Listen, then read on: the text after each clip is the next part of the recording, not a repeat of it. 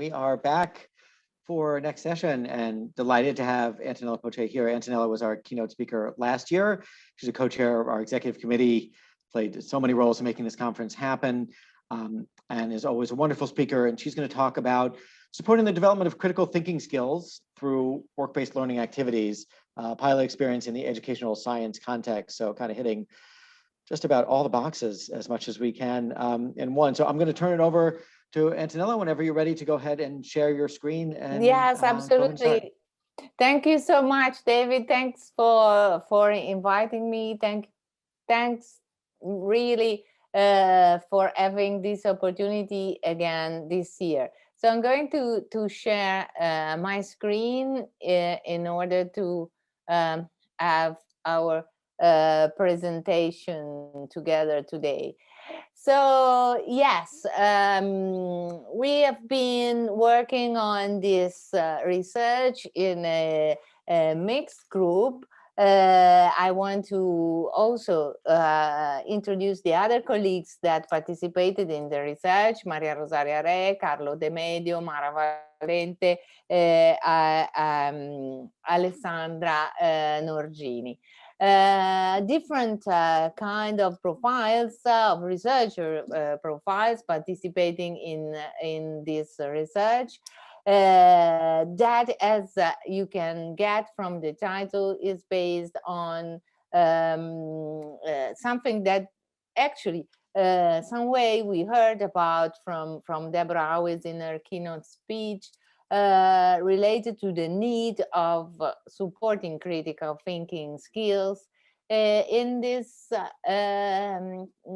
cross-sectional point of education and training, the step between higher education and the workplace.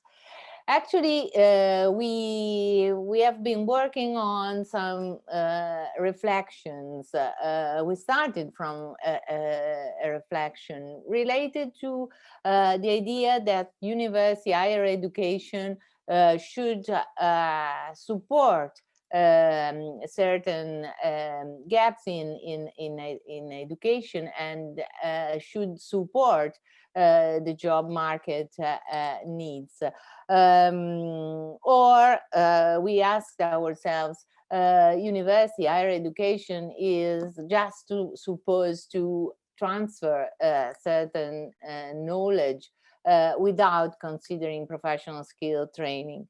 Of course, we found our answers in the need to support certain cross-sectional skills, in particular critical thinking, because critical thinking can really fill in that gap and also give a reason for this natural passage from education to the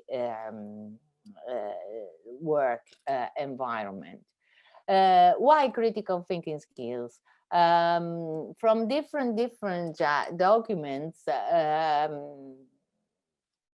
critical thinking skills are more and more considered pivotal for human and social progress, of course, in terms of innovation, of economic and knowledge growth. And never as today, we really need to support this kind of development in the world after the pandemic that shed light on these specific needs that were alive also, of course, before the pandemic advent, but this, of course, the pandemic really highlighted the need to support this kind of development. Critical thinking provides students with tools to be autonomous thinkers, to be active citizens, to participate in society.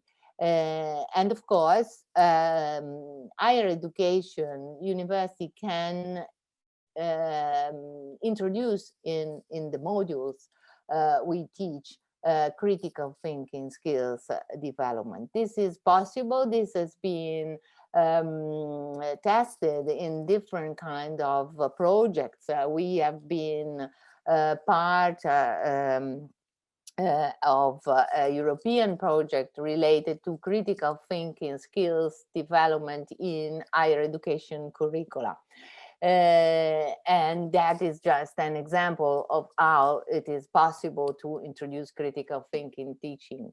Deborah always told us about a different way of critical thinking, teaching and learning within the museum environment. So how to promote critical thinking in learners? Of course, as you all know, critical thinking is a complex construct, and it requires a careful and rigorous pedagogical design and interpretation of data. So in order to identify methodologies and tools that are suitable to teach critical thinking, to support critical thinking, different strategies should be thought and put in place. Of course, active learning methodologies such as authentic situation, problem-based activities, engage students in problem solving and decision making, supporting those that are the 6 core critical thinking skills set by the experts. Faccione, first of all, who started together with other experts and defined critical thinking first. So interpretation, analysis, evaluation, inference, and explanation. We carried out as Roma 3 group, as you know, I used to chair the Center for Museum Studies in Roma 3 University. Now I'm full professor at the University of Modena and Reggio Emilia, where I chair a new center for research, the Intellect Center for the development of heritage education and critical thinking enhancement. So during the academic year 2021, we were asked within the Center for Museum Studies to pass from a blended situation in the postgraduate courses that I chaired at the time to a fairly online situation. In these postgraduate courses, of course, the interaction and the involvement of external stakeholders was absolutely central, pivotal, being that segment of higher education devoted to postgraduate. And so to facilitate this, passage from higher education to the workplace. So this pilot experience, where we had the chance to involve directly external stakeholders, was related to the possibility of involving directly the stakeholders, but especially it was related. We worked on the data that we collected during these activities, starting from certain research questions. So how students' critical thinking indicators levels change in a university course specifically designed? What is the level of critical thinking perceived by the students at the end of the activities? What other transversal competencies are solicited by a university course foreseeing work-based activities? Did the online activities, including assignments and meetings with educational professionals, improve the levels of critical thinking in participating students? So we reflected on these research questions, and we worked with a considerably large group of students participating in postgraduate courses and in a master degree. So 125 students from 2 master's degree programs at University Roma Tre participated in 2 different learning paths containing activities of analysis, interpretation, argumentation, critical evaluation of work-based experiences in the educational field. So we had different groups. Actually, one was considerably larger than the other. They all, anyway, participated in the same activities. So just 7 students attended the course, the course in experimentalism, museum, and reading. 118 students, always from the master's degree course in education. The first one is pedagogical sciences. The second one is primary school education. But anyway, of course, one group was larger, the other was smaller, but all the students together participated in this kind of activities. The group from the course in primary school education was divided in smaller groups, 17 groups made of 6 to 10 members. Anyway, what did we do? We organized specific online meetings with stakeholders and experiences were organized by the stakeholders participating in the activities. And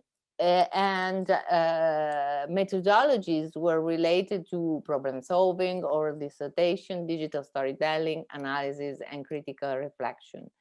So students were asked to participate in all the meetings organized and to accomplish at least 3 out of 5 of the activities assigned by the professionals themselves participating in the learning path. Of course, the stakeholders participating were all from the education sector, taking into consideration the objectives of the higher education course. As you can see here, here we have a brief description of the activities and of the topics that were organized. Also, the regional origin of the stakeholders was different. These were international activities, so we had professionals from the Faro organization, which is based in the Flanders in Europe, Simon Fraser University with Sharon Bylin that you're going to meet during the conference, I think on Friday. So do not miss participation in the panel. For instance, the National Lottery Fund UK, where students were asked to work on building relationship through heritage. So what did they do? Designing museum exhibition for a specific community and public engagement program through cultural heritage and oral dissertation, inquiry into restoration of Palmyra site and analysis of scientific articles plus oral dissertation, a presentation of course, of the findings, case study, analysis plus oral dissertation. Other topics and other activities are described here. I'm not going to read everything, but anyway, if you are interested, we can, of course, give you more details. But as you see, the activities were different and various, from collaborative storytelling to recognizing strategies and stages of educational research, reading grid for empirical research, production plus oral dissertation. So various different related to different kind of topics, sometimes also and specifically related to the use of technology in this kind of education activities. The evaluation phases. This is the part that of course is more related to the results that we got over this pilot activity. Of course, formative and summative evaluation activities were carried out in the pilot experience. We had a first phase of evaluation of the work-based activities carried out by the students or group of students in the pilot experience. Of course, focused on critical thinking, evaluation, and monitoring. We have been working, as you know, maybe those who attended the conference last year could also attend my presentation and remember that I've been working together with the group I mentioned and with the other colleagues and researchers in the development of tools to evaluate and assess critical thinking skills.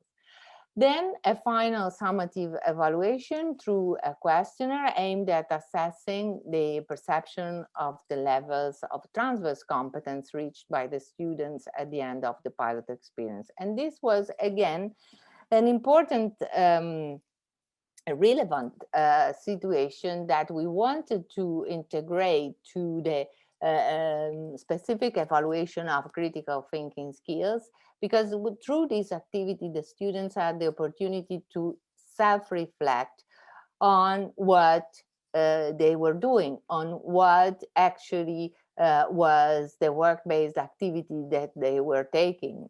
And so the combination of this data could produce more consistent results related to the research questions that we devised at the beginning of the research.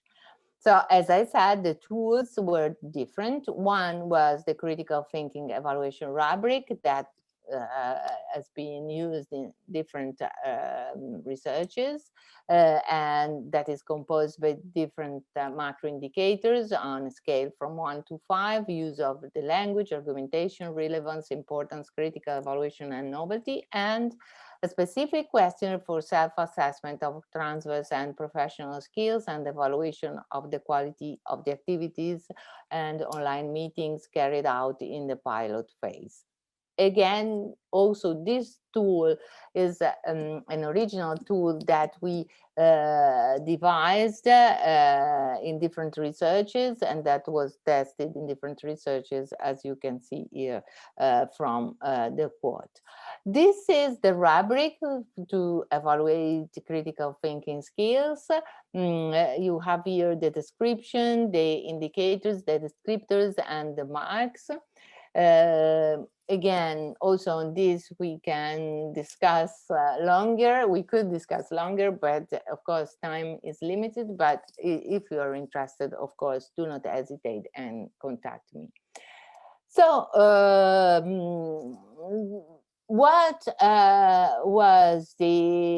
is again the second tool, the core of the evaluation? Of course, there are different indicators related to the evaluation of the course, the evaluation of the online meeting with stakeholders, professional skills assessment, transverse skills self-assessment. Again, there's a reflection on creativity, innovation, communication, critical thinking, problem solving, research abilities, collaboration, as you can see here in the last section of the tool. But of course, the perspective is different from the other tool that we described and that we used during the research. So some results very briefly. 56% of the participating students assigned the maximum score of 5 to the didactic tools used as a support during the online meetings, such as videos, PDFs, and slides, so the materials. They also commented on and evaluated the language used by the stakeholders that is considered extremely clear. 22.4% of the participants assign a score of 5 and 46.4 a score of 4 to the quality of the course in terms of exhaustiveness of content. So it was really appreciated. If we go and we analyze self-assessment of transverse competencies, cross-sectional skills most stimulated during the modules, we can see that the skills most supported have been collaboration, creativity, and critical thinking. The skills least selected by the students were problem solving, innovation, even if some work-based activities were designed to foster such skills. So we have to deepen this result. The averages of the assessment carried out in the double-blind mode by 3 evaluators were analyzed through basic statistical analysis, and here we are talking of the other tool, the one designed to measure critical thinking skills specifically. We can say that according to the results to the various indexes that were calculated, there's an improvement. And there's a considerable improvement both in the group attending experimentalism, museum, and reading, and in the larger group attending research methodology in education from the primary school teachers course. So the average score increases in all the indicators: language use, argumentation, relevance, importance, critical evaluation, and novelty. Here you have the Wilkinson signed rank test that was used to analyze whether the differences in the scores assigned to the indicators between the first and the last activity were statistically significant. Concluding, we can say that the pilot experience has, of course, a large room for improvement, but some important indicators for the implementation of online learning paths aimed at enhancing critical thinking skills. So the activities that were designed together with the external stakeholders and carried out actually by the external stakeholders were actually and proved to be successful in this different dimension, the online dimension. Normally in these courses, these kind of activities are designed to be blended actually. And part of the activities are always carried out in class and or at the museum if possible. In this case, all the activities were carried out online, but the improvement as far as critical thinking skills are involved was actually meaningful. Even if, of course, we need to replicate the research, we need to employ it with different kind of groups and maybe with different kind of stakeholders. And anyway, of course, continuous instructional learning design improvements should be carried out. So there's room for improvement, but results can be considered encouraging. I think that's all for my side. Thank you so much for your attention. I don't know, David, if we are going to have questions now or later, but anyway, I'm here at your disposal. Thank you so much. All right, fantastic. No, thank you. And there's time for questions for a few minutes now. If people have questions and want to put them in the Q&A or in the chat. And I guess one question I had while we're waiting for others, just to sort of summarize the sort of the takeaways for people if they want to create a program that really does teach critical thinking skills. I mean, you mentioned a number of things, but kind of just to summarize, what are the key things that they really should keep in mind? You know, what would they want to include in order to make sure that they can transform a program that they have into one that really does focus on critical thinking skills? Yeah, that's a good question, and I thank you for that. It's a question that we have been trying to answer on different occasions, as I said, specifically, as I was mentioning at the beginning, in this European project we have been part of, the Critic Edu project, where the aim was exactly that of introducing in our teaching and learning in the different universities participating in the consortium all over Europe, in different countries in Europe, and in different kind of course, subjects. So whatever subject you teach, it could be law, it could be biochemistry, it could be education. It is possible to introduce critical thinking, teaching and learning. The most important thing is the design of the teaching and learning activities. As we were saying, certain strategies support best critical thinking, teaching and learning. Object-based learning, for instance, is one of the strategies that could be most successful.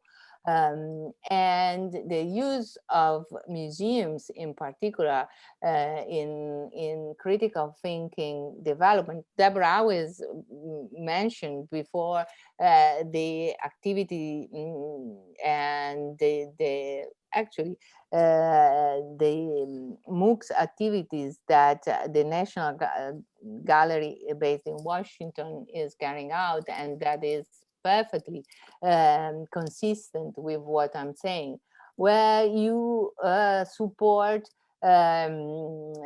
inquiry-based learning, where you support problem-based learning, where you support questioning, debate. Of course, you can design your teaching and learning supporting and developing critical thinking skills. But the most important thing that I would suggest is that when you define your objectives, you also foresee a consistent evaluation and assessment procedure, because you need to monitor always the development in critical thinking skills. And I think that that is actually the key to be successful from this point of view. Design both strategies and methodologies, but assessment, I mean, mainly formative assessment related to critical thinking skills development. Great. We have more questions. I know Christina has a question about the self-assessment. I think we're going to have to hold that. We're kind of just add on time on to the next one. We'll give me the 30-second answer, and we'll move to the next one. How well did you think the self-assessment worked? Did people seem to be too critical or not critical enough? I don't want to. Thank you, Deb. I see also Deb's comment. Thank you. This was Christina's. Question. Yeah. No, I know. Yeah. Christina, thank you so much. Oh, and I see Deb's comment. Yeah. Okay. Yeah. Self-assessment worked very well. I was telling you, the combination of self-assessment and critical thinking assessment was really supportive and important for us as researchers, because we understood that, as I was showing you, that there's a sort of mismatch at a certain point. So this means that we need to support a certain awareness in the learners, and this means that some adjustment in our design should be taken, but that is really important, I think. So it was absolutely useful, and they were actually, it's not a matter of being too critical or less critical.